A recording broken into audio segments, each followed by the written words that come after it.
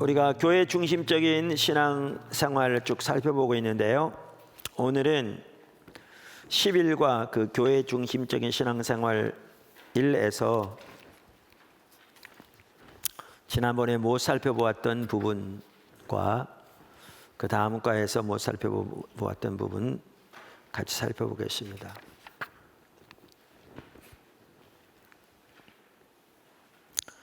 그러니까 이제 교회는 하나님의 예수 그리스도의 몸이다 살펴보았습니다. 그러니까 교회라는 용어 자체는 신약 성경에 그렇게 많이 나오지 않지만 교회를 의미하는 다른 용어들이 많이 나온다. 그림 언어들이 많이 나온다. 이렇게 말씀드렸습니다. 그 중에 하나가 교회는 그리스도의 몸이다라는 것이고 그 하나하나 정말 중요한 요소들이 그 속에 포함되어 있는 것을 살펴보았습니다. 우리가 이런 걸 배운 것은요, 정말 그러한 사실을 알아서 정말 우리들이 그리스도의 교회로서 그러한 삶을 살기를 간절히 추구하고 또 그렇게 사모하고 그렇게 배워나가기 위해서 살기 위해서 이렇게 배우는 거죠. 그 다음에 교회에 대한 또 하나의 표현이 뭐냐면 교회는 하나님의 가족이다라는 것입니다. 교회는 하나님의 가족이다.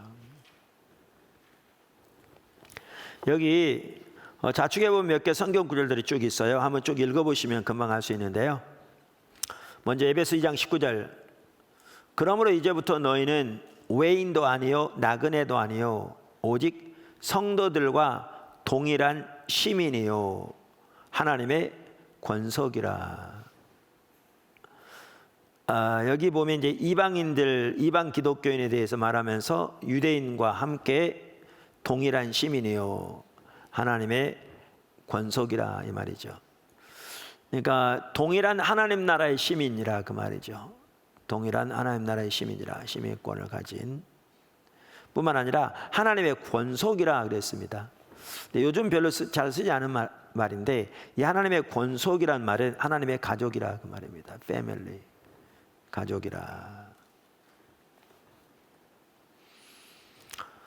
요한복음 1장 12절 13절에 보면 영접하는 자 곧 그 이름을 믿는 자들에게는 하나님의 자녀가 되는 권세를 주셨으니, 하나님의 자녀가 되는 권세를 주셨으니 이는 혈통으로나 육정으로나 사람의 뜻으로 나지 아니하고 오직 하나님께로부터 난 자들이니라. 그러니까 믿는 자들에게 이제 하나님께서 우리에게 구원을 주시는데 그것을 하나님께로부터 나 하나님의 자녀가 되었다. 성령을 통해서 그 말이죠.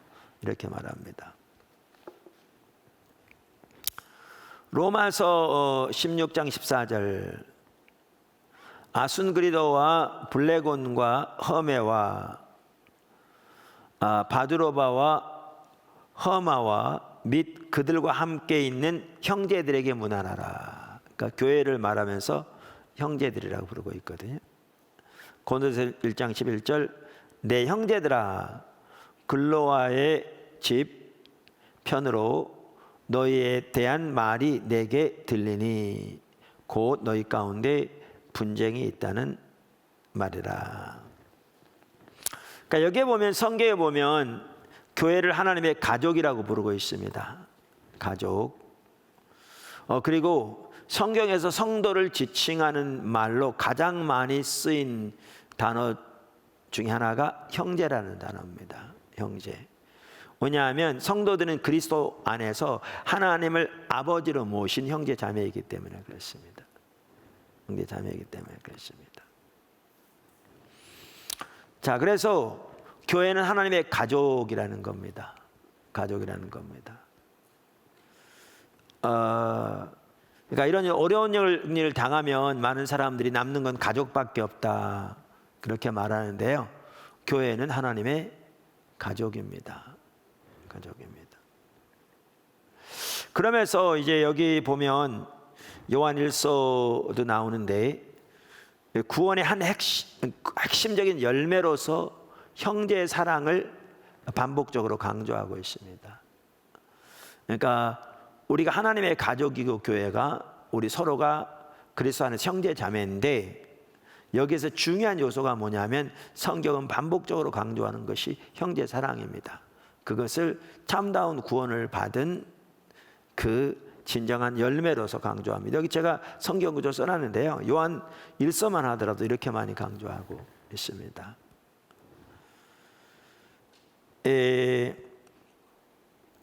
그러면서 여기 요한에서 4장 7절 8절에 보면 여기 좌측에 써 있는 형제 사랑하는 자들아 우리가 서로 사랑하자. 사랑은 하나님께 속한 것이니 사랑하는 자마다 하나님으로부터 나와서 하나님을 알고 사랑하지 아니하는 자는 하나님을 알지 못하나니 이는 하나님은 사랑이심이라. 그 다음에 여기 열매에 또 보면 우리는 형제를 사랑함으로 사망에서 옮겨 생명으로 들어간 줄을 알거니와 사랑하지 아니하는 자는 사망에 머물러 있느니라. 그러니까 이만큼 성경은 형제를 사랑하는 거. 여기 형제는 성도를 말합니다. 성도 간에 서로 성도와 성도 사이를 말하죠. 그만큼 사랑을 강조하고 있습니다. 그래서 이러한 것을 볼 때에 성경은 교회는 하나님의 가족인 것을 말하고 있는데요, 여기에서 가족으로서 가장 중요한 한 부분은, 교회가 하나님의 가족이라는 그 말 속에 담긴 중요한 부분은 가족으로서 형제를 서로 사랑하는 것을 말합니다. 이게 가장 중요한 부분 중에 하나겠죠. 가장 중요한 부분 중에 하나겠죠.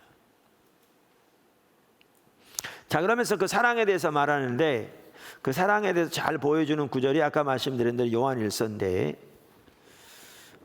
그 중에서 여기 우측에 나오는 성경 구절들 한번 보죠. 요한 1서 4장 11절 12절. 사랑하는 자들아 하나님이 이같이 우리를 사랑하셨은즉 우리도 서로 사랑하는 것이 마땅하도다. 그러니까 하나님이 우리를 먼저 사랑하셨거든요. 그래서 우리를 건져내셔서 구원하셔서 하나님의 자녀 삼으신 거죠. 하나님 우리 아버지 되시고, 그래서 우리가 서로 그리스도 안에서 형제 자매가 된 거죠. 그래서 하나님이 먼저 사랑하셨기 때문에 우리도 서로 사랑하는 것이죠. 하나님을 사랑하고 그리고 서로 사랑하는 것이죠. 그러면서 우리도 서로 사랑하는 것이 마땅하도다. 어느 때나 하나님을 본 사람이 없으되 만일 우리가 서로 사랑하면 하나님이 우리 안에 거하시고 그의 사랑이 우리 안에 온전히 이루어지느니라. 여기에 보면 사랑이 얼마나 중요한 걸 볼 수 있습니다. 아까 본 대로 사랑하는 자가 하나님 아는 자다. 사랑하지 않는 자는 하나님 모르는 자다. 아까 여기에 보면 사랑함으로 사망에서 옮겨 생명으로 들어간 줄 안다. 이 말은 사랑함으로 구원받는 게 아니거든요. 우리는 오직 믿음으로 구원받습니다. 성경 전체적으로 볼 때. 그러니까 우리가 이 한 구절만 보고 사랑함으로 구원 얻는다고 말하는 것은 성경을 단편적으로 보는 거죠. 성경은 전체적으로 봐야 되거든요. 근데 우리는 믿음으로 구원 얻고, 말씀드린 하나님의 은혜로 구원 얻죠. 근데 이 사랑함으로써 사망에서 생명으로 들어간 줄 알거니와 이렇게 말할 만큼 믿음으로 구원 얻는데, 구원하는 하나님의 백성은 당연히 사랑하게 돼 있다 그 말입니다. 그만큼 이게 강력하게 강조되어 있는 거죠. 그러니까 구원 받았다고 하면서 사랑하지 않으면, 이 구절에 의하면 진정으로 구원받는 게 아니라 그런 말입니다. 그래서 아까 여기 뭐라고 그랬냐면 사랑하지 않는 자는 하나님을 모르는 자라 이렇게 말하고 있잖아요. 사랑하는 자가 하나님을 아는 자라.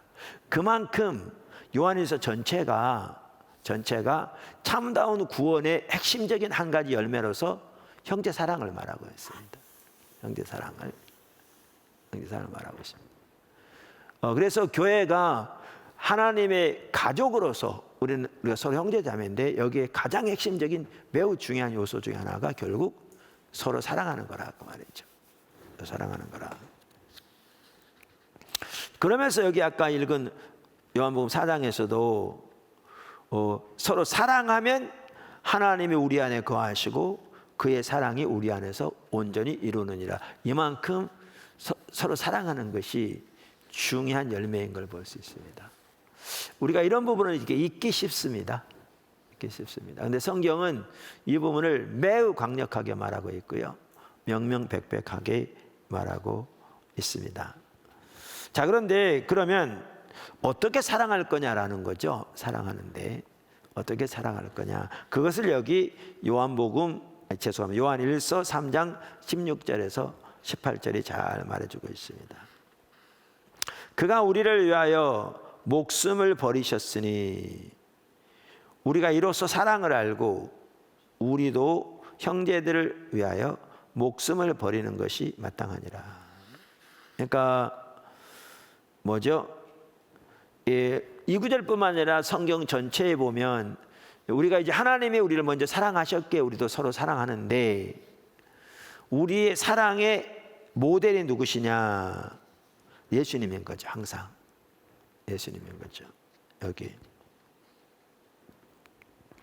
그래서 그 예수님이 우리가 어떻게 형제들을 사랑해야 될 것에 대한 모델이죠.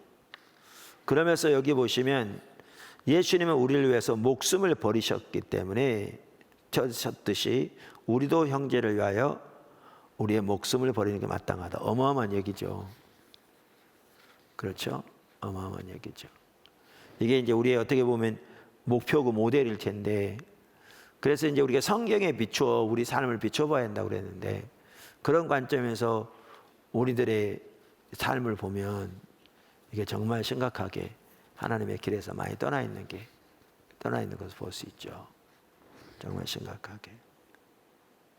이제 그러면서 이렇게 사랑해야 되는데, 그럼 어떻게 구체적으로 사랑할 거냐? 이게 하나의 이제 목표고 모델이요 기준이라면 어떻게 사랑할 거냐? 그게 그 다음 절에 나옵니다. 누가 이 세상의 재물을 가지고 형제의 궁핍함을 보고도 도와줄 마음을 닫으면 하나님의 사랑이 어찌 그 속에 거하겠느냐. 자녀들아, 우리가 말과 혀로만 사랑하지 말고 행함과 진실함으로 하자. 그러니까 사랑하되, 여기에 보면 사랑은 행동으로 하는 거라 그 말이죠. 말로 하는 게 아니고 진실함으로 하라. 행동으로 나타나지 않으면 그 사랑은 진실한 사랑이 아닌 거죠. 근데 이 구절을 보아도 알 수 있듯이 그 오스카 탐슨 박사님이 그분의 책 관계중심적인 전도, 관계중심 전도에서 잘 이렇게 표현했는데요, 이 구절을 보아도 알 수 있듯이 사랑은 상대방의 필요를 채우는 것이다 라는 것이죠. 사랑은 상대방의 필요를 채우는 것이다. 이 구절을 잘 볼 수 있습니다. 그러니까 이 사랑이 행동으로 나타나야 되는 거죠. 그러니까 그렇게 표현한다면 사랑은 상대방의 필요를 채우는 행동이다, 이렇게 표현할 수 있겠죠. 그러니까 예수님이 우리를 사랑하셔서 죄에 빠져서 사탄의 노예가 되어 영원한 멸망을 향해 치닫고 있는 우리들을 사랑하셔서 말로만 사랑하고 너희가 그렇게 안 했으면 좋을 텐데 참 안 됐다, 하나님이 너희들에게 예비하신 그 축복은 너무나 놀라웠는데 너희가 하나님을 등지고 버렸다, 그렇게 안타깝게만 여기고 말만 하신 게 아니라 그 필요를 채우셔서 우리를 그 죄에서 건지시고 하나님의 자녀 삼으시기 위해서 그분이 인간의 몸을 가지시고 이 땅에 오셔서 자신을 십자가에 내어주신 거죠. 내어주신 거죠. 그만큼 사랑하시는 거죠, 우리를.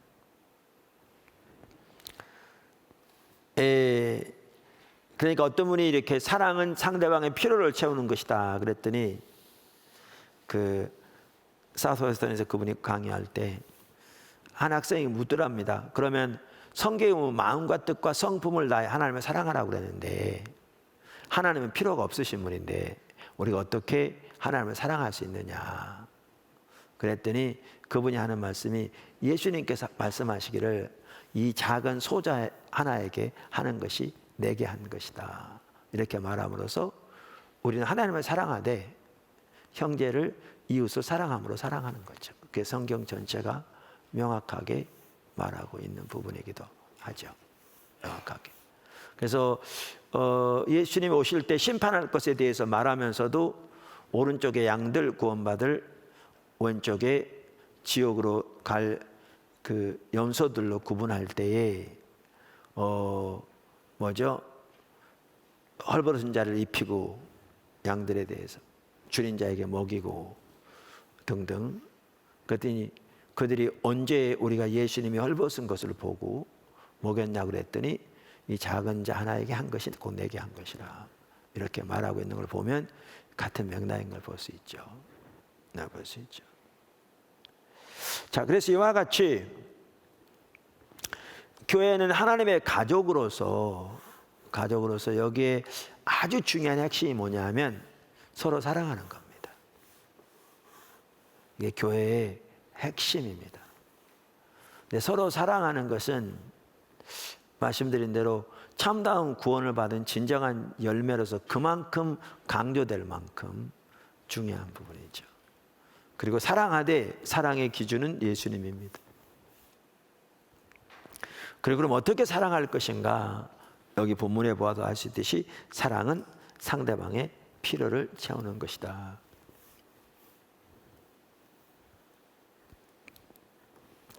사랑은 상대방의 필요를 채우는 것이다.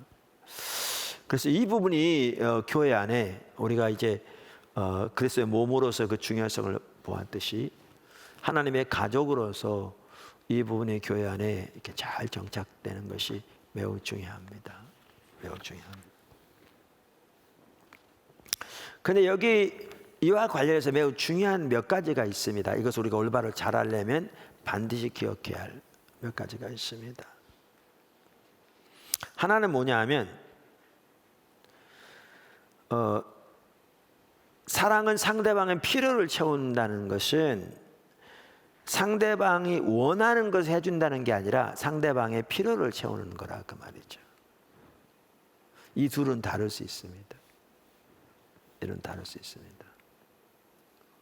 예를 들면 애가 사탕만 달라고 맨날 울어요. 그러면 아이가 사탕을 달라고 막 맨날 운다고 엄마가 아이에게 사탕을 계속 주는 게 전혀 사랑이 아닙니다. 전혀 사랑이 아니죠. 그래서 사랑은 상대방의 필요를 채우는 것이지 상대방이 원하는 것을 주는 것은 아닙니다. 원하는 것을 주는 것은 아닙니다. 두 번째 중요한 게 뭐냐면 사랑은 상대방의 필요를 채우는 것인데 상대방의 필요를 채우되 하나님의 인도를 따라 하나님의 자원으로 채우는 것입니다. 우리 자원으로는 다 할 수 없습니다. 예를 들면 구제만 하더라도 지금 세계가 지금 식량 문제 심각하잖아요. 포도나무께 이 모든 자산 다 팔아서 구제해도 다 구제 못합니다. 아주 작은 일부밖에 못합니다. 아주 작은 일부밖에 못합니다. 그래서 우리가 사랑은 상대방의 필요를 채우는 것인데 여기에서 중요한 것은 하나님의 인도를 따라 하나님의 자원으로 하는 겁니다. 하나님의 자원으로 하는 겁니다. 중요한 건 항상 자세입니다. 자세입니다. 그러니까 하고자 하는 자세가 있어야. 사랑하라고 그랬잖아요. 사랑하지 않는 자는 주를 모르는 자라고. 사랑으로서 사망의 생명을 옮겼다고 아까 말씀드린 너무나 중요한 거잖아요. 그러니까 사랑하기를 열망할 때 하나님께서 올바른 지혜를 주시는 거죠. 그러니까 이런 부분들을 이렇게 잘못하면 나는 하나님 인도하심이 없는데요. 등등. 그러니까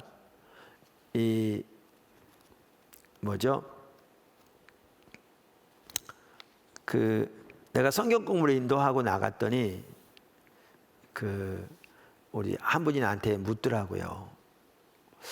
성경에는 이렇게 때를 얻든지 못 얻든지 말씀을 전하라고 이렇게 돼 있는데 그러면 전도나 이렇게 할 때 한편은 성령의 인도를 따라 하라고 그랬는데 그럼 이게 상반된 말이 아닌가? 그럼 어떻게 그 조화를 이루어야 되는가라고 묻더라고요. 근데 둘 다 맞는 얘기거든요. 무슨 얘기냐면 우리는 때를 얻든지 못 얻든지 귀에 되는 대로 예수님을 전하는 삶을 살아야죠. 근데 예수님을 전하려고 보면 하나님의 인도가 절실하게 필요할 겁니다. 그러니까 예수님을 전하려고 할 때 주의 도움이 절박하게 필요하니까 하나님의 도움을 구하고 하나님의 은혜를 구하고 하나님의 지혜를 구하면서 이제 하나님의 인도를 따라 하게 되죠. 그래서 둘이 같이 갑니다. 근데 이제 이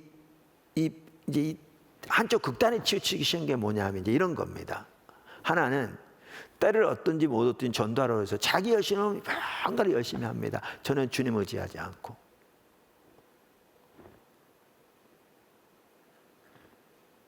열매가 거의 없죠. 그러다 보니 지치고 탈진하고. 그러니까 이게 예를 들면 한쪽 극단이라면 또 반대 극단이 뭐냐면 자기는 하나님의 인도가 있어야 하는데 하나님의 인도가 없기 때문에 안 한다는 겁니다. 이상한 거죠.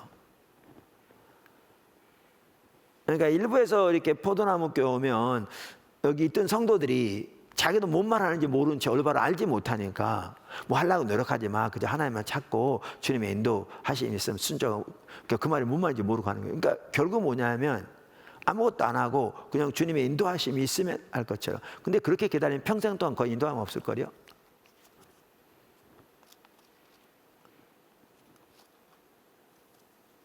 그러니까 하나님의 뜻대로 순종하고자 해서 주의 도움을 구하고 은혜를 구하되 그러나 주님의 인도하심과 주님이 하셔야 되기 때문에 그렇게 주님을 찾고 구할 때 이게 올바로 되어지는 거죠. 이 조화가 같이 가야 되는 거죠.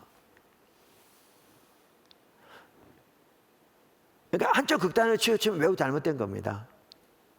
둘 다. 그러니까 여기 제가 여기 말할 때 여기 뭐죠? 그 하나님의 인도를 따라하고 하나님의 자원으로 해야 한다 이럴 때 똑같은 겁니다. 하나님의 인도를 따라 하나님의 자원으로 해야 되는데 이 말을 잘못 오해하면 어떻게 돼버리냐면 뭐 하나님의 인도가 없어서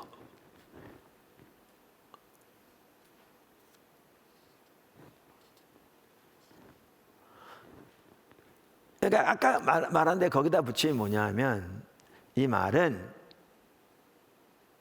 하나님의 뜻대로 살고자 열망하면서 주님의 인도를 구할 때 주님의 인도가 있는 거죠.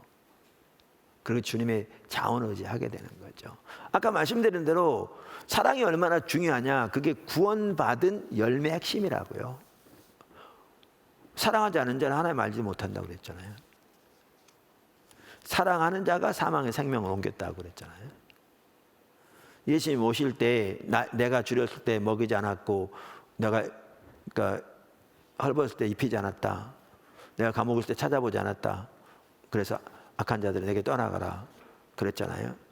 그러면 그리고 이렇게 가족으로서 형제 사랑하시 그만큼 중요하고 사랑은 상대방의 필요를 채우는 것이니까 그러면 뭐냐 하면 이 말씀대로 살고자 열망하고 하나님의 뜻대로 살고자 간절히 추구할 때 추구하는 것이 돼야 되는 거죠. 그런 자세를 가지고 있어야 그런 상황에서 이제 주님의 인도를 구하고 또 주님의 인도를 의지하고 그럴 때 주님의 인도를 따라 하는 거죠. 이게 균형을 이루어야죠.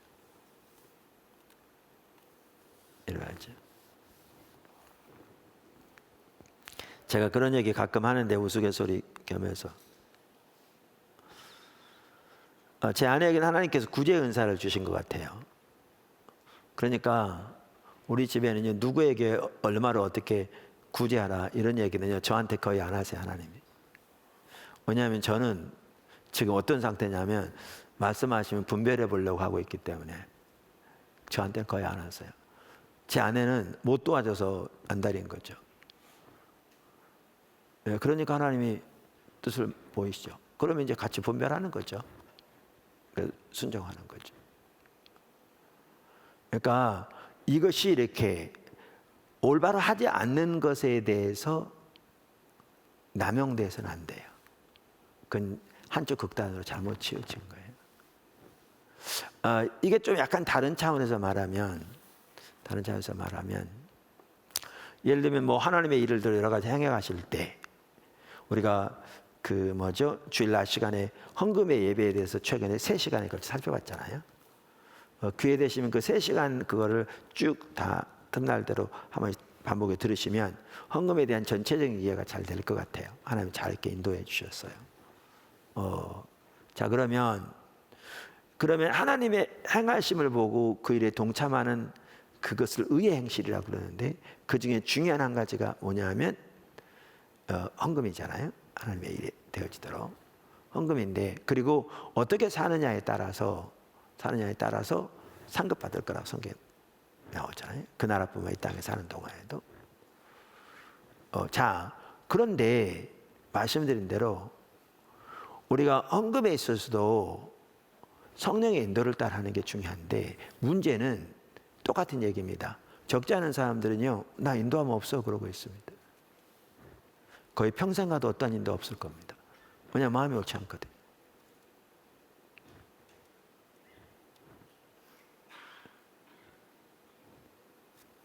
옳지 않거든요. 그러니까 여기에 이 부분을 이렇게 올바로 이해해야 합니다. 올바로. 아까 말하는 균형 잡히게. 그래야 이 부분을 올바로 이해하는 거죠. 그래서 사랑하되 상대방의 필요를 채우되 하나님의 인도를 따라 하나님의 자원으로 해야 한단 말은 그 뜻입니다. 제가 여태까지 설명한 대로.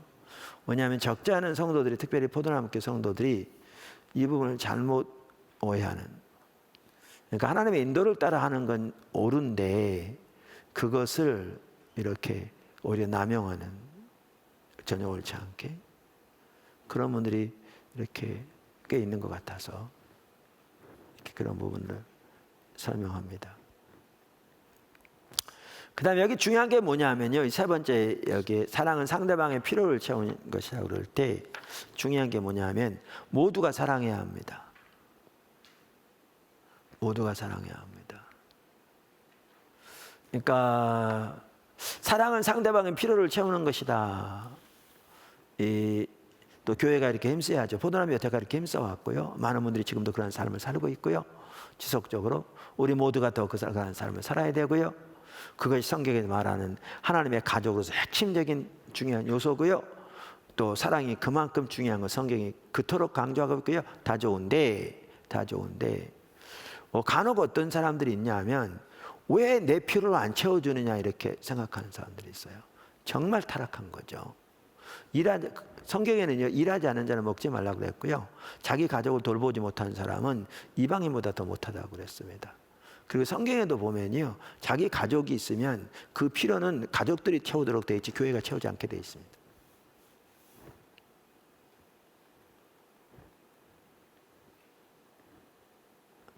가족들이 우선 돌봐야 한다고 돼 있어요.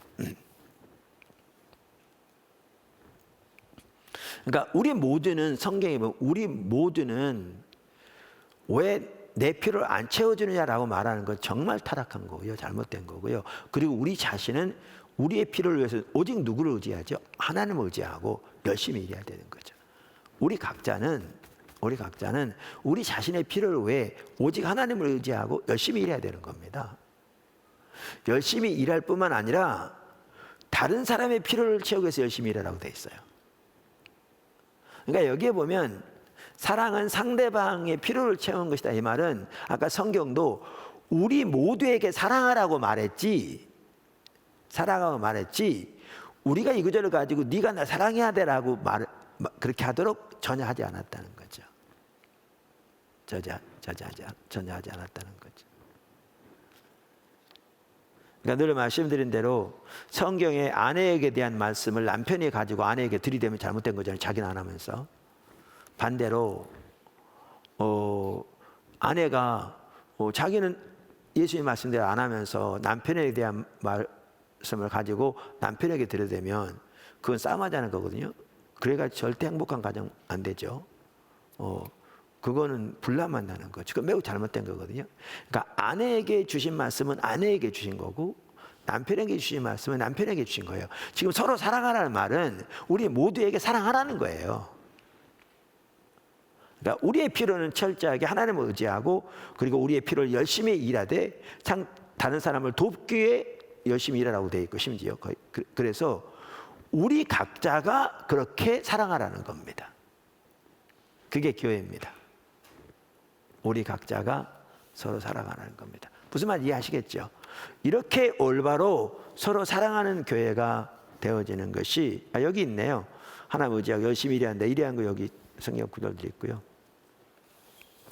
그래서 이렇게 사랑하는 것이 하나님께서 의도한 교회의 모습입니다. 정말 중요한 부분이죠. 저는 이게 이렇게 더 사랑하는 게, 그러니까 하나님께서 포도나무 초기부터 이 부분을 집중적으로 훈련시키셨거든요. 우리 같은 경우 이런 부분을 잘 모를 때부터 하나님께서 이런 부분들을 더 이렇게 깨닫게 하시고 배우게 하시고 실천하게 하시고, 초기부터 이런 부분들이 당연히 이제 성도들이 어떤 DNA 속에 있을 만큼 이게 보편화돼 있었어요. 돼 있었는데, 그랬는데 이제 나중에 보니까 이게 이사야 하반부에 주신 약속하고도 연결되더라고요. 이게 하나님이 의도하신 신약의 교회가 살아야 할 삶인데, 이사야서 하반부에 보면 신약의 교회를 향한 하나님의 유업이 나온다고 그랬잖아요. 그런데 거기에 보면 이사야 58장에 보면 참된 금식에 대해서 나오는데, 사실 이 부분과 같은 맥락이에요. 같은 맥락이에요. 그래서 이사야서 58장 한번 보시면요,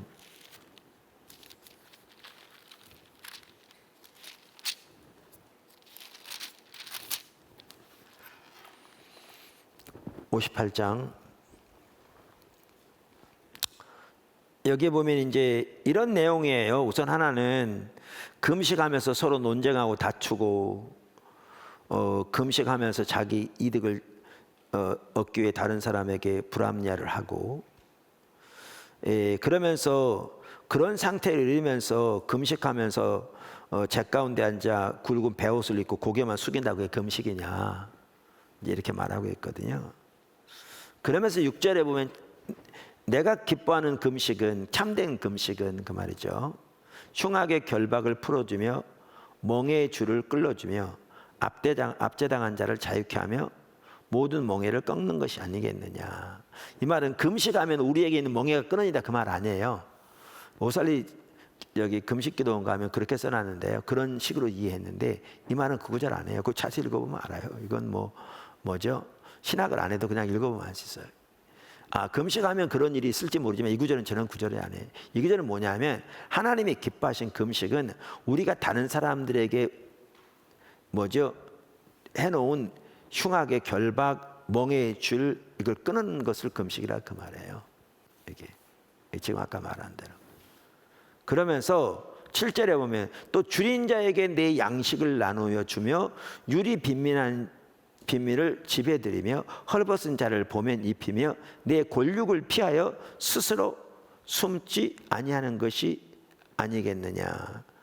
9절 하반절, 만일 내가 너희 중에서 멍에와 손가락질과 허망한 말을 제하여 버리고 줄인 자에게 내 심정이 동하며 괴로워하는 자의 심정을 만족하게 하면, 보세요, 정확 같은 내용이에요.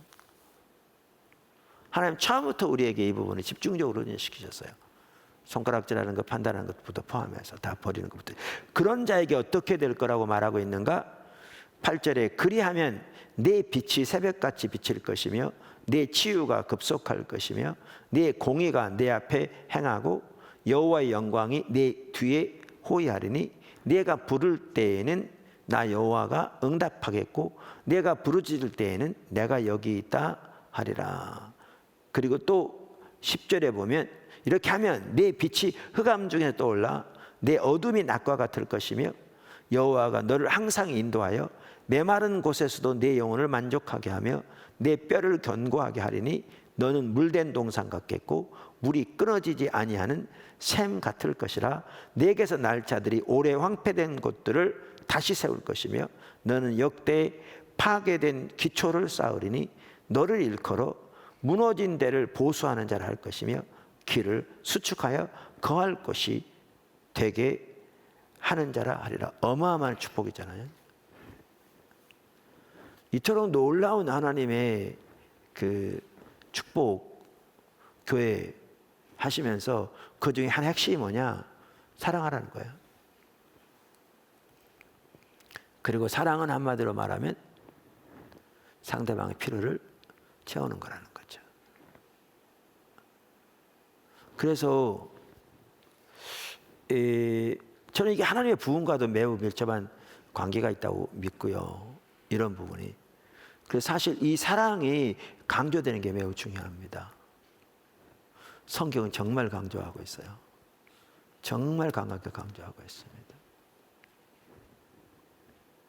그래서 우리는 지금 초기부터 그렇게 많이 이렇게 이런 부분이 자리 잡고 있었고요. 지금도 많은 분들이 이렇게 잘 섬기고 있는데 이 부분에 있어서 지금 포도나무교회 모든 성도들이 정말 이 부분이 더 실천하는 게 중요해요. 여기 이제 중요한 게 뭐냐면 이런 부분이에요. 중요한 게 뭐냐면 하나님이 우리에게 보이신 것은 우리를 그리로 초청하는 거라는 거죠. 하나님이 우리에게 보이신 것은 우리를 그리로 초청하는 거라. 그 얘기죠.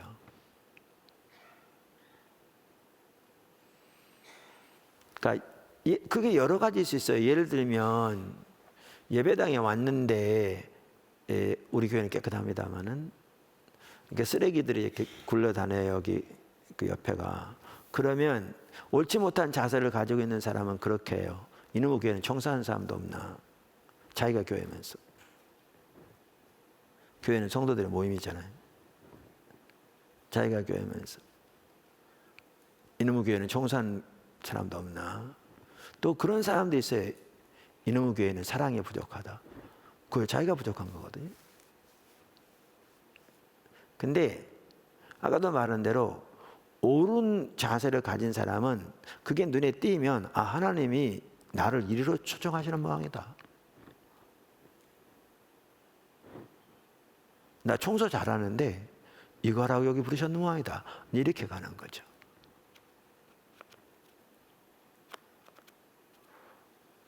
하나님께서 어떤 분 같은 경우에는 그 교회 화장실 청소하라고 그런 기도 감동을 주셨어요. 그래서 그분이 몇 개월 동안 화장실 청소를 했어요. 그랬는데 하나님께서 그를 높이시더라고요. 매우 귀하게. 높임 받으려고 화장실 청소하라는 얘기가 아니고 그러니까 우리 자세가 중요한 거죠. 그렇게 눈에 보이는 것은 초청하는 거죠. 또 여기도 있듯이 우리 초기 화요 모임 때 목사님들이 이렇게 오다 보면 되게 작은 교회 목회자들이 오다 보니까 이제 어린애들 데려오는데 애들 옷이 이제 낡은 거죠. 또 오다 보면 구두가 이렇게 낡은 거죠. 그럼 어떤 분은 저한테 구두 티켓 사왔어요. 애 옷도 사오고. 왜냐하면 자기 눈에 보이는 거예요, 자꾸. 그러니까 눈에 보이는 건 뭐라고요? 초청으로 하는 거죠. 그래서 기도하는 중에 뭐죠? 구두 티켓 사거나 때로는 아이 옷 사가지고 저한테 직접 전해주기 뭐하니까 전해달라고. 지금도 교회의 이 재정을 보면 매주 누구누구에게 전해주세요라고 들어온 헌금들이 많아요. 많다기보다는 꽤 있어요. 매주. 적지 않게 있어요. 왜냐하면 이렇게 보이니까 이렇게 교회에다 그 누구에게 헌금하는 거예요. 그러면 그렇게 하면서 무명의로 하기도 하고 아니면 자기 이름을 써도 그러면 이제 우리가 이제 세금 이런 것도 있고 하니까 다 거기는 올라가지만 상대방에 전달될 때는 누가 헌금했는지 전혀 알지 못하고요. 포도나무 교회 이름으로 그냥 전달돼요. 어떤 분은 나한테 돈을 보낸 분이 있더라고요. 근데 그때 내가 돈이 참 필요했는데 큰 위로가 됐어요.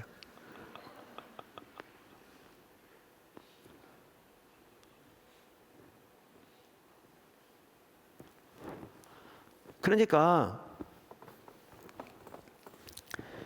이 하나님의 가족으로서 이 사랑이 성경에서 매우 강조하는 바인데 사랑은 상대방의 필요를 채우는 것입니다. 근데 지금 말씀드린 대로 그렇게 채우는 겁니다. 이것이 포도나무 교회 모든 지체들이, 아니 포도나무 교회뿐만 아니라 모든 교회 성도들이 이렇게 해야 합니다. 이게 하나님 의도하신 교회의 모습입니다. 그래서 어떨 때 여기 나온 대로요, 어떤 분은 뭐죠? 그래서 1,000만 원을 누굴 도와주기도 하고요, 어떤 분은 집에 냉장고를 구입해 주기도 하고, 다양한 일들이 있었습니다. 다양한 일들이 있었습니다.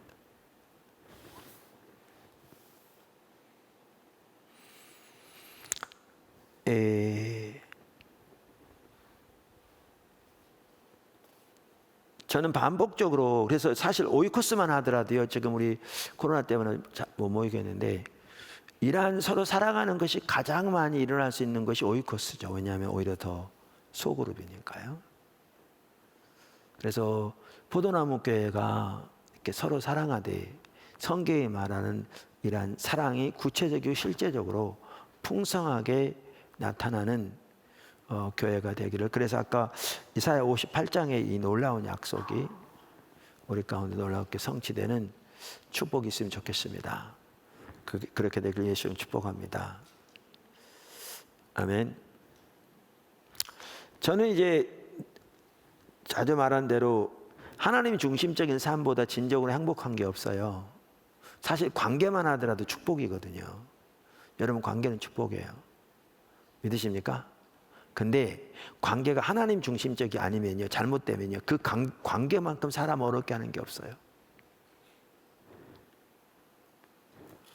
그 오스카 탐슨 박사의 관계 중심적인 전도 첫 부분에 보면 어떤 부분이냐면, 당신이 제일 행복했을 때를 기억해보라, 쭉.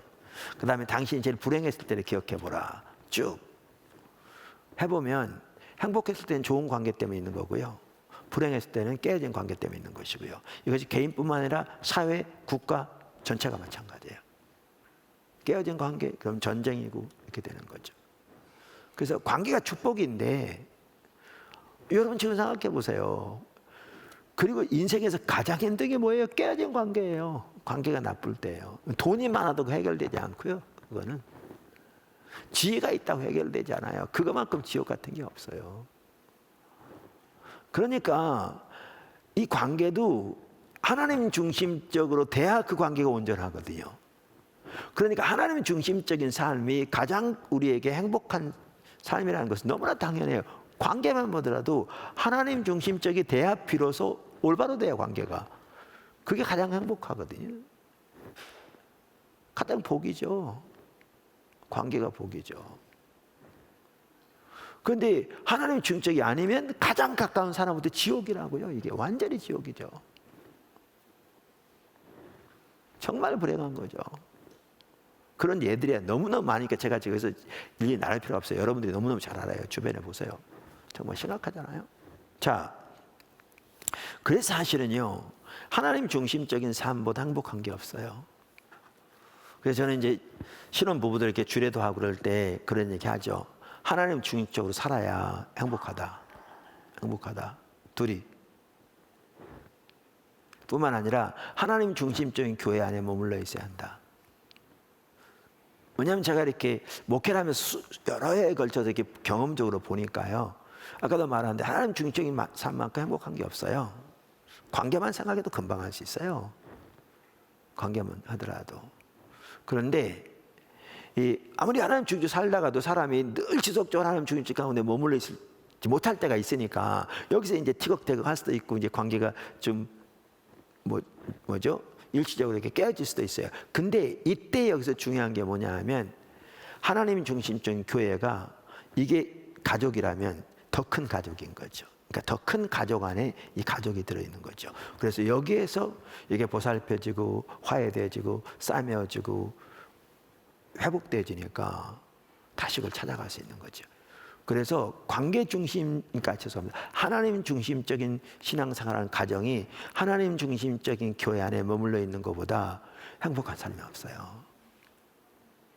이건 재론의 여지가 없습니다. 수없이 많은 사람들의 삶에서 우리는 수없이 많이 볼 수 있습니다.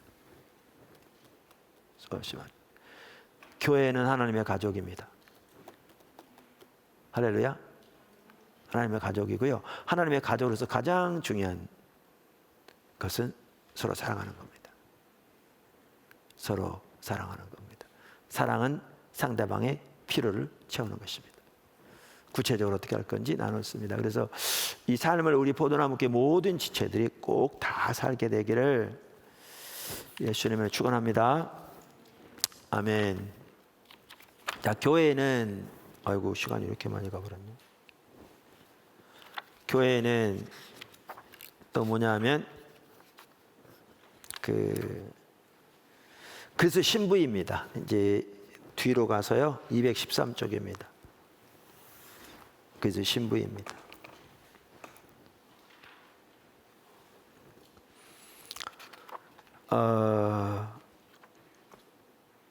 여기 에베소서 5장 31절 32절을 보시면 그러므로 사랑하는 사람이 부모를 떠나 그의 아내와 합하여 그 둘이 한 육체가 될지니 이 비밀이 크도다.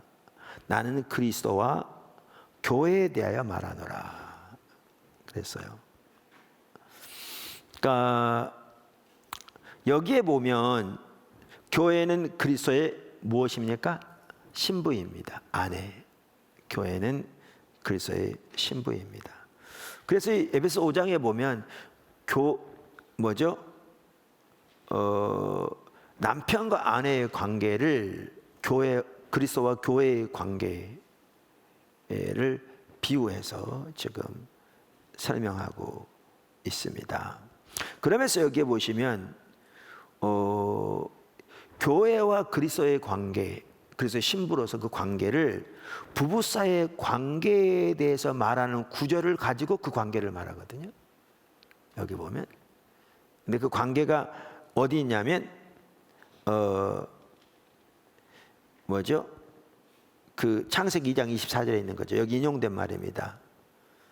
그러므로 사람이 부모를 떠나 그의 아내와 연합하여 합하여 둘이 한 몸이 될지라. 그 구절인 거죠. 자, 그래서 교회는 그리스도 신부인데요. 그럼 그리스도 신부란 말 속에는 뭐가 포함되어 있는가? 뭐가 포함되어 있는가?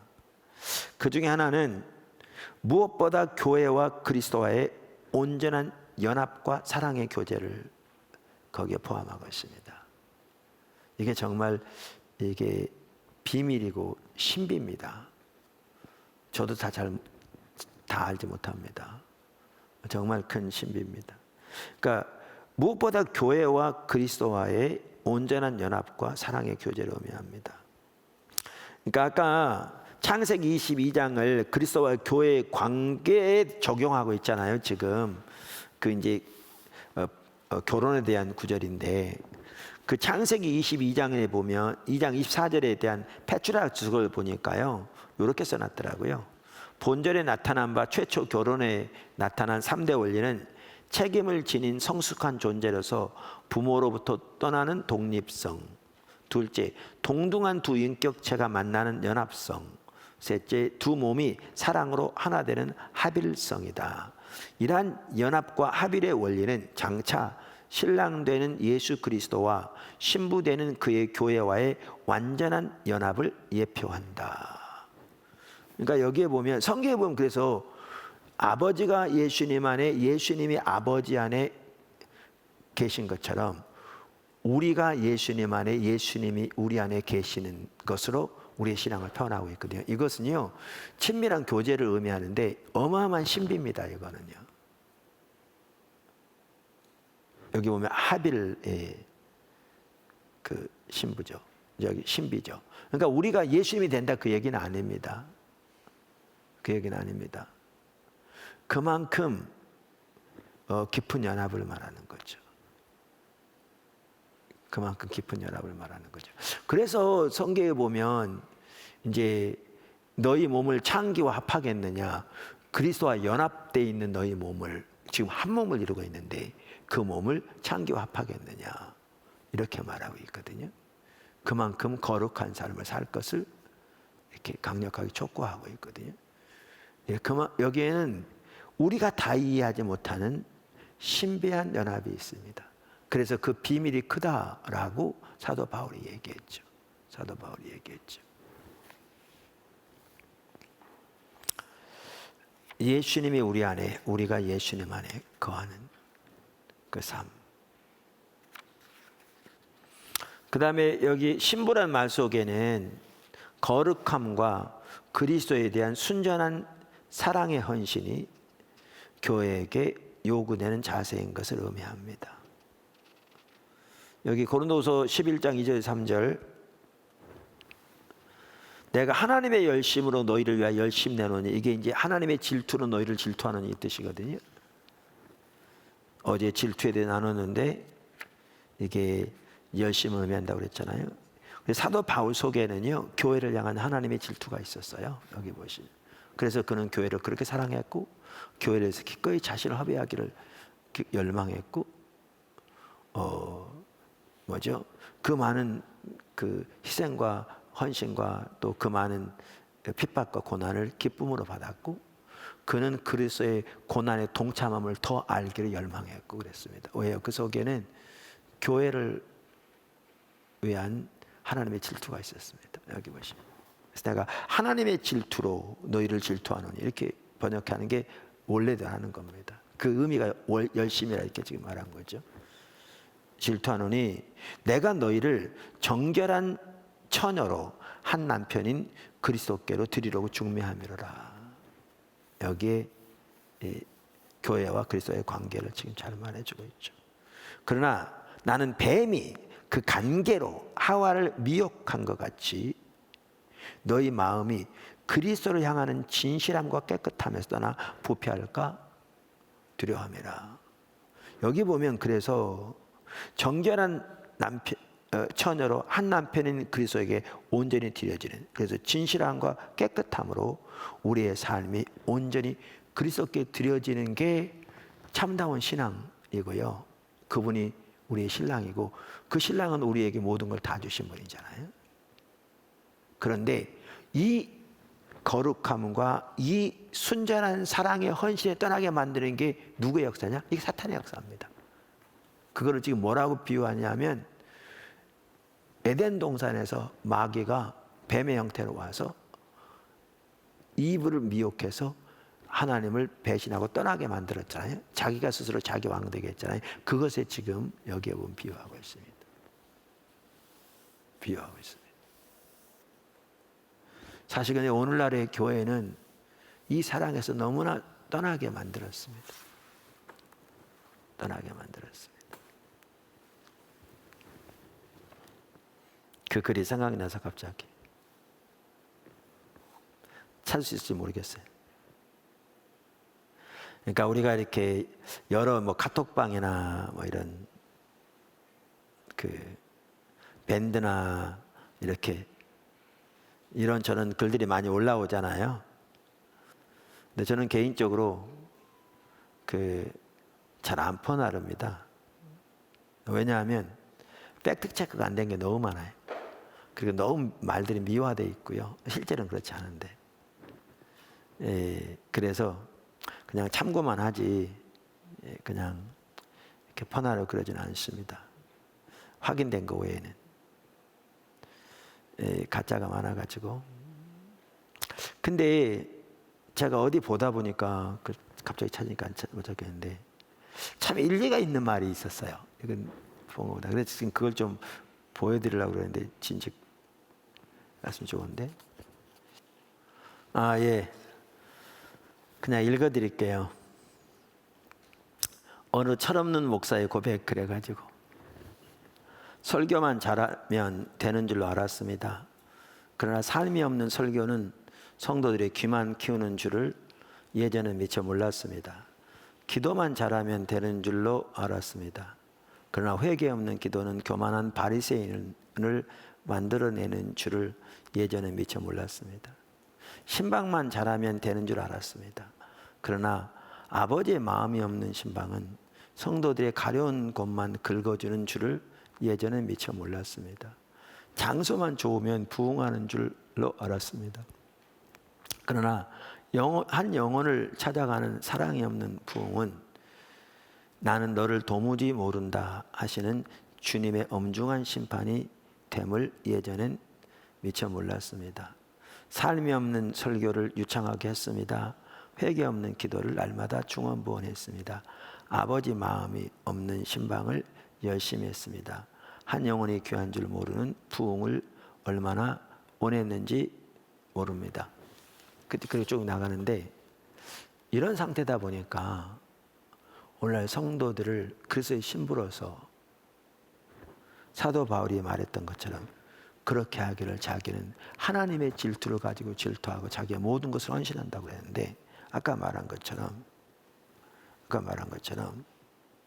정결한 처녀로 한 남편인 그리스도에게 온전히 진실함과 깨끗함으로 드려지는 그 삶으로 인도하지 못한 경우가 너무너무 많고요. 그 방향으로 이끌어가지 못하는 경우가 너무너무 많습니다. 근데 이게 사탄이 하는 일입니다. 사탄이 우리를 거기서 못 나가게 하는 겁니다.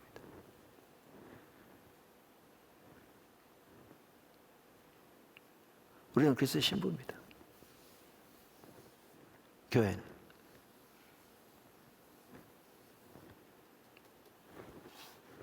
할렐루야. 저는 여기에 개인적으로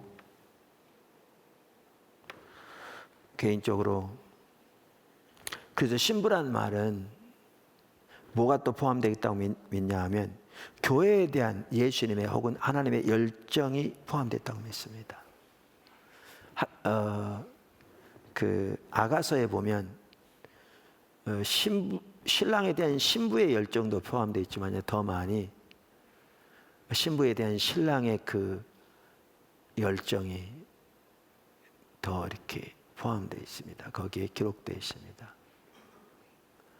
그러니까 교회가 신랑 대신 예수 그리스도 신부라는 말 속에는 그 신부를 향한 신랑의 그 어마어마한 열정과 사랑과 그 열망과 그 갈망, 거기에 있다고 생각합니다. 저는 그걸 다 잘 모릅니다. 우리가 그걸 안다면 정말 우리의 삶이 많이 바뀔 겁니다. 사실 아가서가 그 부부 사이의 그 사랑을 노래한 건데, 거기에 핵심이 신부에 대한 신랑의, 다시 말하면 거기에, 그래서 구체적으로 말하면 교회에 대한 그리스도의 사랑이 노래되어 있다고 볼 수 있죠.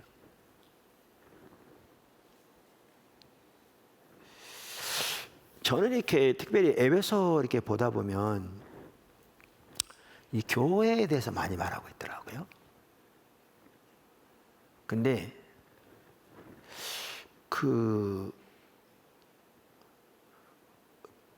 저는 개인적으로는 잘 모르는, 정말 그 하나님의 더 깊은 뜻이 놓여 있는 걸 보겠더라고요.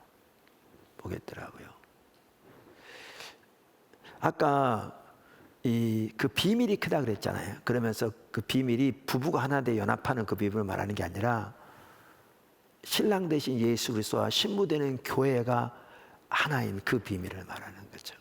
그 비밀이 크다. 그러면서 여기 보시면요,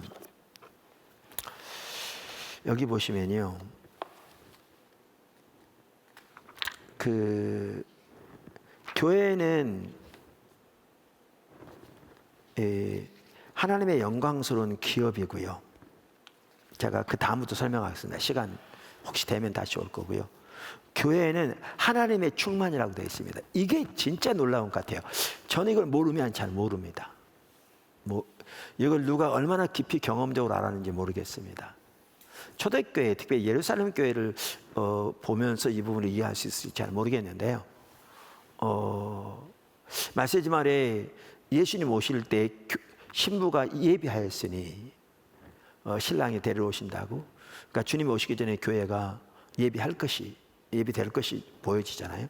그때 이런 모습의 영광을 찾을지는 모르겠는데, 성경이 말하는, 사도 바울이 성령의 감동으로 말하는 교회 안에 있는 하나님의 충만은 엄청난 것 같더라고요. 그래서 비밀을 말하고 있는. 제가 한번 읽어보면 알아요. 몇 권 읽어보죠. 여기 보면 알아요. 저기 보실래요? 자, 여기 216쪽에 좌측에 있는 구절 차례대로 쭉 읽어보면 알 수 있어요. 아버지께서는 모든 충만으로 예수 안에 거하게 하시고, 이 부분 아시죠? 그게 뭘 의미하는지를 모르지만 하나님의 모든 충만이 예수님 안에 거하시는 건 아시잖아요. 그죠? 예, 그건 아시죠? 자, 골로새 2장 9절도 이렇게 말합니다. 그 안에는 신성의 모든 충만이 육체로 거하시고, 같은 내용입니다. 그러니까 이건 우리의 머리를 초월하는 겁니다. 우리의 이해를 초월한 거라고 생각해요. 그런데 예수님 안에 하나님의 그 모든 충만이 예수님 육체 가운데, 육체로 계신 예수님 가운데 거하셨다는 것은 성경이 명백하게 말하고 있는 바예요. 그 다음에 이제 보십시오. 에베소 1장 23절. 교회에는 그의 몸이니, 즉 그러한 예수 그리스도의 몸이니 만물 안에서 만물을 충만하게 하시는 이의 충만이니라. 이거 어마어마한 내용인 거죠. 여러분 이해하시겠어요?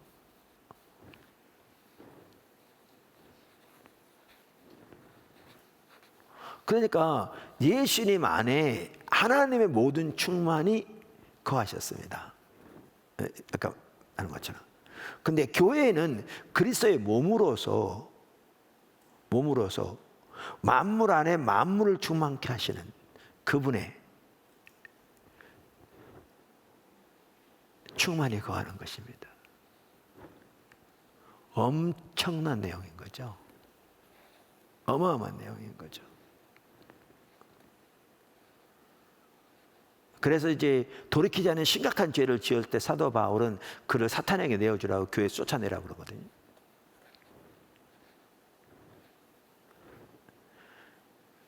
그래서 가톨릭 같은 데는 교회에서 이렇게 쫓겨나는 것이 곧 구원을 잃는 것처럼 그렇게 이해하죠. 근데 가톨릭처럼 그렇게 의식으로만 가득해서 이름만 들어있다 구원받는 건 아닐 거고요. 거기는 교회가 하나님의 나라니까 교회에 들어오는 게 곧 구원받는 겁니다. 그래서 그들은 영세를 통해 교회에 더해지면 구원받는 거고요. 교회에서 엑스커뮤니케이션, 이렇게 징계에 쫓겨나게 되면 구원을 잃는, 이런 식으로 이해되는 거죠. 근데 그건 전혀 성경적이 아니고요. 성경이 아니고요. 그러면 또 여기 말하면 뭐라고 그러냐면 너희도 그 안에서 충만하여졌으니 그는 모든 통치자와 권세의 머리니라.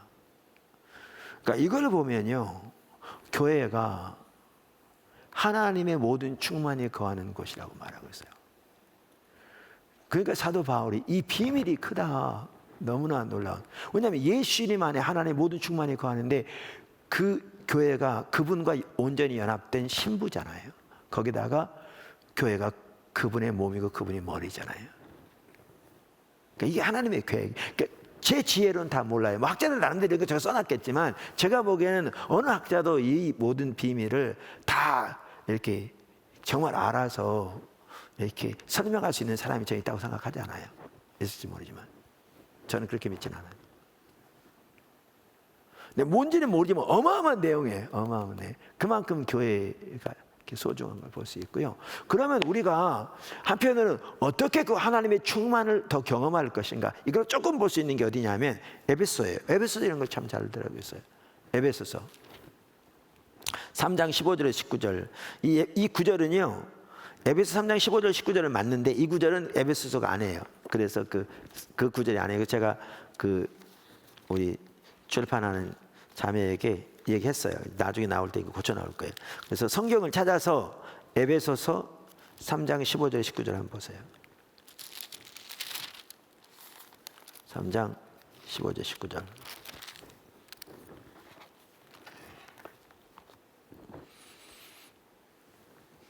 14절부터 읽죠. 이러므로 내가 하늘과 땅에 있는 각 족속에게 이름을 주신 아버지 앞에 무릎을 꿇고 비노니. 그러니까 에베소 교회에 나온 두 번째 기도입니다.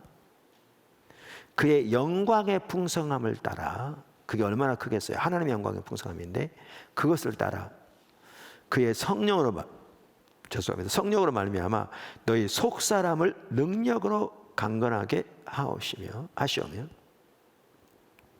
믿음으로 말미암아 그리스도께서 너희 마음에 계시게 하옵시고 너희가 사랑 가운데 뿌리가 박히고 터가 굳어져서, 그러니까 하나님의 영광의 풍성하심을 따라 성령을 통해 우리를 능력으로 강력하게 강건하게 해주시기 원하잖아요. 그런데 어디를? 속사람을. 그래서 어떻게? 우리가 예수님이 우리 안에 내주하신 삶을 믿음으로 살 수 있게 해달라 그 말했잖아요. 속사람이 강건케 되므로. 그러면서 그러면서 사랑 가운데서 뿌리가 바뀌고 터가 굳어져서 능히 모든 성도와 함께 지식에 넘치는 그리스도의 사랑을 알고, 지식에 넘친다 그러니까 beyond knowledge, 그래서 이 말은 뭐냐면요, 우리 지식으로 할 수 있는 게 아니라 그 말이에요. 그러니까 하나님의 사랑, 예수님의 사랑을 아는 것은 IQ가 높다고 아는 게 아니고요, 많이 배웠다고 아는 게 아니라 그 말이죠. 왜냐하면 지식을 초월하기 때문에. 근데 알아요. 그러니까 이것은 지적으로 아는 걸 말하는 게 아니라 영적으로 아는 걸 말하는 거죠. 지식을 초월하는데 안다고 써 있으니까 영적으로 하는 거, 성령을 깨닫게 되는 걸 말하는 거죠. 그러면서 뭐라고 하냐면 그리스도의 사랑을 알아. 그 넓이와 길이와 높이와 깊이가 어떠함을 깨달아. 하나님의 모든 충만한 것으로 너희에게 충만하시기를 구하노라. 여기 놀라운 사실이 뭐냐 하면, 우리가 우리의 지식을 초월하는 우리를 향한 하나님의 사랑, 그리스도의 사랑의 넓이와 깊이와 높이와 길이를 알면 알수록 그분의 충만이 우리에게 함께하는 것 같아요. 엄청난 얘기죠. 그러니까 여기 보면 모든 성도와 함께 그랬잖아요. 이 말은 그러니까 교회 안에 성도들이 하나님께서 성령을 통해 우리의 속사람을 강건케 해주셔서 믿음으로 예수님을 우리 하시는데, 사실은 삶을 살 뿐만 아니라 우리의 지식이 초월하는, 그러나 하나님의 성령께서 깨닫게 하셔서 그리스도의 사랑을 알되 그 넓이와 길이와 높이와 깊이를 깨달아 아는 만큼 교회 안에 성도의 삶 속에 하나님의 모든 충만함이 충만하게 거하게 되는 거죠. 엄청난 내용이죠. 할렐루야. 엄청난 내용이죠. 어마어마한 내용입니다.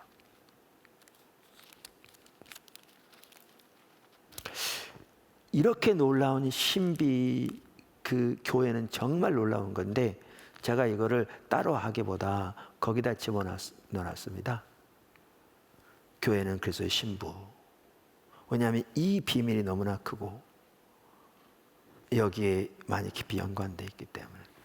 그러니까 지금 이게 교회 하면 적지 않은 사람들이 무슨 요즘은 그냥 뭐 혐오 시설처럼 교회 온다 그러면 그 예배당을 의미하는 건데, 물론 그 교회 그 가까이 온다 그러면 온갖 데모하고 난리를 피우고, 믿는 사람들마저도, 그러니까 세상 사람들의 그러한 의견을 그대로 받아들여서 교회는 뭐 좀 그런 것처럼 마지못해 교회는 나가긴 해야 되는데 뭐 잠깐 뭐 너무 깊이 인볼브 되면 괜히 시험 든다는 등 뭐 그러면 자기는 뭐 독약 청청하는 사람인지 뭐 이렇게 모르겠는데, 그런데 하나님의 의도하신 교회는 전혀 그게 아닌 것이죠. 엄청난 내용입니다. 포도나무 교회가 정말 그렇게 십자가 복음의 삶을 살며 정말 하나님의 성전이 되기를 하나님 의도하신 성전 그대로의 교회가 되기를 정말 추구하고 또 사모하고, 그 다음에 그렇게 사랑하기를 힘쓰고 그리스도의 몸으로서 그렇게 우리가 살펴본 대로 보살피고, 정말 주님을 사랑하기를 추구하고 주님의 사랑을 알기를 추구할 때, 저는 우리가 근본적인 것은, 궁극적인 것은 하늘나라 가야 다 경험할지 모르지만 이 땅에 있는 동안에도 이 하나님께서 말씀하신 이 놀라운 은혜를, 지금 우리가 알지 못하는 더 큰 은혜들을 경험하게 될 줄로 믿습니다. 우리는 그냥 지금 수박 겉핥기식에 그보단 좀 더 알지 모르지만 너무나 작은 부분을 알고 있는데, 이렇게 주님의 교회를 사랑하고 주의 길을 행하고 그렇게 또 주님의 의도하신 교회가 우리 가운데 세워지기 위해서 정말 모든 성도들이 주님을 찾는 가운데 순종해 가면 지금과는 비교된 될 만큼 놀라운 하나님의 영광의 풍성하신 그 충만을 비록 부분적일지 모르지만 경험하게 될 줄로 믿습니다. 그 놀라운 권세도 경험하게 될 것 같고요. 주님의 교회에게 주신 권세, 그리스도의 몸으로서 경험하게 될 것 같고요. 그렇게 되길 간절히 소원하고 축원합니다. 마쳐야 되겠는데, 이제 교회는 하나님의 교회는 세상을 향한 하나님의 전진기지입니다. 하나님 나라와 교회는 다릅니다. 앞으로 살펴볼 텐데 하나님 나라는 하나님의 왕적 통치입니다. 그런데 하나님 나라가 교회를 세우고요. 교회는 더 나아가 하나님 나라 확장을 위한 전진기지입니다. 세상을 변화시키고 타락한 세상을 하나님께로 이끄시는 하나님의 전략은 교회를 통해서입니다. 다른 전략이 없습니다. 그만큼 중요합니다. 그래서 그 하나하나 그 내용들 정말 꼭 다시 한번 이렇게 좀 살펴보시고요. 기회 되면 이렇게 그 내용들을 보면서 정말 우리 신앙이 얼마나 교회 중심적인 신앙인가, 그리고 우리 신앙뿐만 아니라 삶의 모든 면에서 얼마나 교회가 중요한가, 그리고 하나님이 의도하신 교회는 어떠한 교회인가 이렇게 보면서 그렇게 주님을 추구하고 주님을 따라가고 주님의 말씀에 순종하고 그렇게 하면서 정말 더 놀라운 은혜의 그 하나님의 충만이 우리의 삶 속에 더 넘치게 되기를 예수님이 축원합니다. 우리 좀 기도하겠습니다.